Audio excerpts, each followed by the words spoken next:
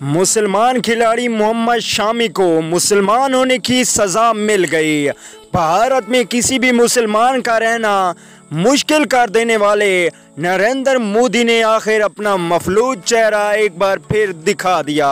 भारतीय गेंदबाज मोहम्मद शामी के खिलाफ गिरफ्तारी के वारंट जारी कर दिए।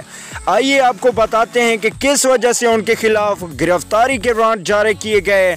तो दोस्तों देखते रहिए इस वीडियो को आखिर तक, क्योंकि आपको इसके बारे में मिलने वाली है मुकम्मल जानकारी।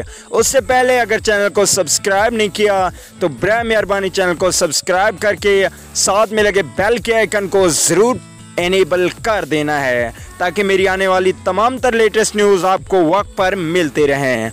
चलिए दोस्तों, बगैर कि आपका कीमती वक्त ज़ाया किए आपको बताते चलें कि इंडियाई गेंदबाज मोहम्मद शामी, जो कि इंडिया की रीढ़ की हड्डी समझे जाने वाले खिलाड़ी थे, वर्ल्ड कप 2019 में भी उन्होंने ज़बरदस्त गेंद का प्रदर्शन किया और बहुत सी विकेटें ले उड़े।